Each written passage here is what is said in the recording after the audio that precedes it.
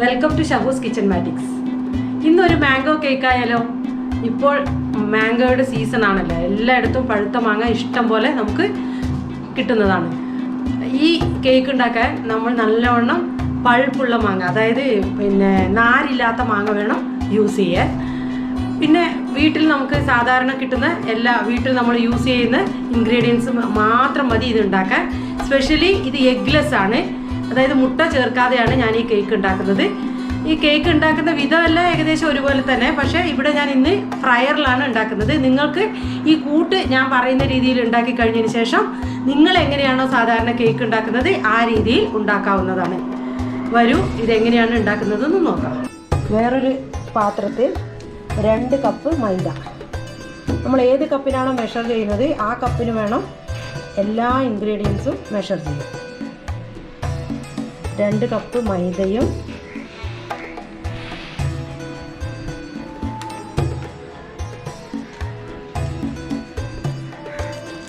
2 cup മൈദ, ഒരു 1/2 teaspoon baking soda, 1/2 teaspoon വേണ്ട, അതിൽ കുറച്ചെടുത്താൽ മതി ബേക്കിംഗ് സോഡ. കൂടാതെ ഇതിൽ നമ്മൾ മുട്ട ചേർക്കുന്നില്ല, അതുകൊണ്ട് ഏകദേശം 1 ടീസ്പൂണോളം ബേക്കിംഗ് പൗഡർ ചേർക്കേണ്ടതാണ്. ഇതിൽ ഞാൻ വിനീഗർ ചേർക്കുന്നില്ല, കാരണം മാങ്ങ ആയത് കാരണം അതിന് കുറച്ച് പുളി എന്തായാലും ഉണ്ടാവും. അതുകൊണ്ട് ഒരു ടീസ്പൂൺ കൃത്യമായിട്ട് ഞാൻ ഇത് ചേർക്കുന്നുണ്ട്, ബേക്കിംഗ് പൗഡർ. ഇത് 3ഉം കൂടെ ഒന്നിച്ച് അരിച്ചെടുക്കുക.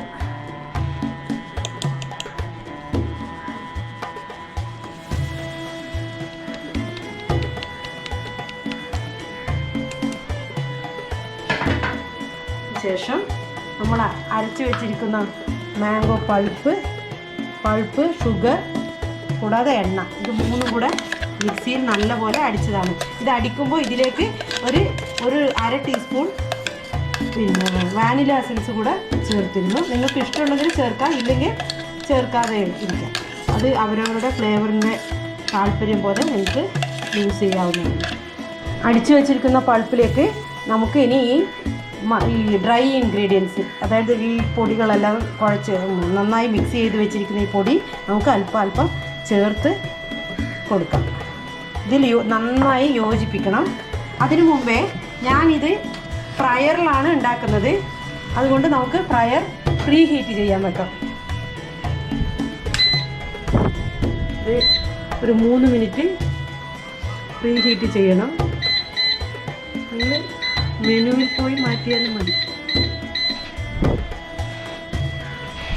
ഇനി നമുക്ക് ഇത് നന്നായി മിക്സ് ചെയ്യാം.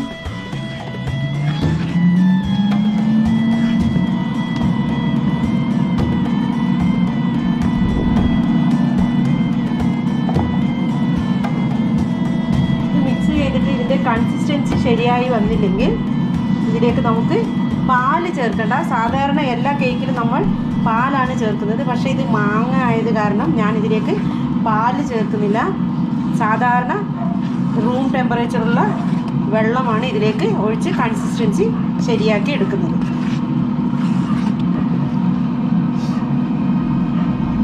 എല്ലാ മാവും ഇതിലേക്ക് ചേർത്ത് കൊടുക്കാം.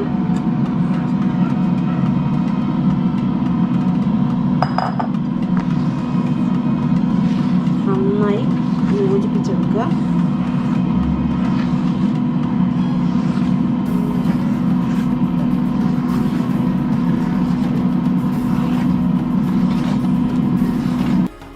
വെള്ളം ചേർക്കാതെ ഇത് വളരെ കട്ടിയായിട്ടുള്ളത്, അത് കാരണം ഞാൻ കുറച്ച് വെള്ളം ചേർത്തിട്ട് ഇതിൻ്റെ കൺസിസ്റ്റൻസി ശരിയാക്കാൻ പോകുന്നു.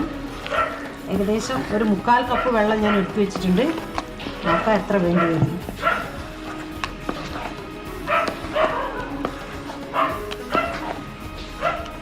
കുറച്ചുകൂടെ വെള്ളം ഒഴിക്കണം.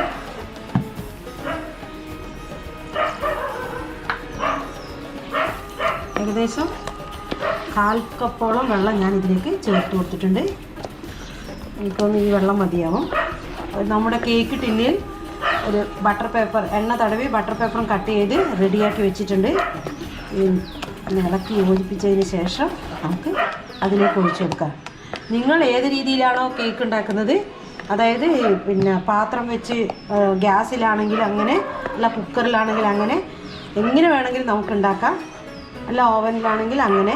പക്ഷെ ഞാനിവിടെ ഇന്ന് എയർ ഫ്രയറിലാണ് ഉണ്ടാക്കുന്നത്. ഇതിൻ്റെ കൺസിസ്റ്റൻസി ശരിയായി വന്നിട്ടുണ്ട്. ഏകദേശം ഈ ഒരു പരുവത്തിൽ മതി. നമുക്കിതിലേക്ക് ഒഴിച്ചു കൊടുക്കാം.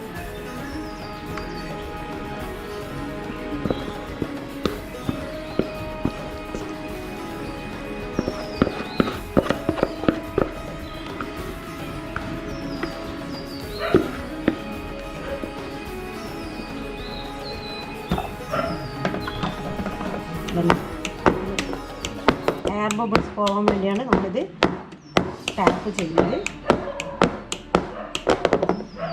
പ്രീ ഹീറ്റ് ചെയ്ത് വെച്ചിരിക്കുന്ന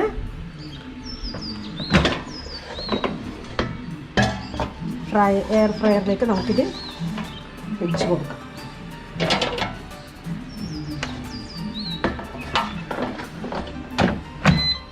ഇത് ഏകദേശം 30 മിനിറ്റ്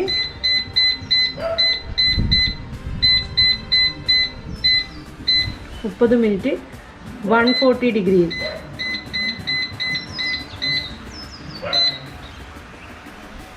ആയിക്കോളും. 140 ഡിഗ്രിയിൽ സെറ്റാക്കി വെച്ചിട്ടുണ്ട്. 30 മിനിറ്റ് കഴിഞ്ഞ് നമുക്ക് തുറന്ന് നോക്കാം. ഇത് ആദ്യം സെറ്റ് ചെയ്ത സമയം അല്ലാതെ ഞാൻ 10 മിനിറ്റ് കൂടെ ഇടയിലൊന്ന് എടുത്ത് നോക്കിയപ്പോൾ ശരിക്കും വെന്തിട്ടില്ലായിരുന്നു. അപ്പോൾ 10 മിനിറ്റ് കൂടെ കൂട്ടി വെച്ചിട്ടുണ്ട്. നോക്കാം ഇപ്പോൾ എങ്ങനെയുണ്ടെന്ന്. ടോട്ടൽ 40 മിനിറ്റ്സ് എടുത്തു. വാവ്, വെന്തിട്ടുണ്ട്. ഇത് ഒന്നും ഒട്ടിയിട്ടില്ല. ഇനി നമുക്കിതൊന്ന് അല്പനേരം തണുക്കാൻ പറ്റും. നമ്മളുണ്ടാക്കിയ കേക്ക് ഒരു പ്ലേറ്റിലേക്ക് മാറ്റിയിട്ടുണ്ട്. ഇതൊന്ന് കട്ട് ചെയ്ത് നോക്കാം. വളരെ ക്ലീനായിട്ട് വന്നിട്ടുണ്ട്.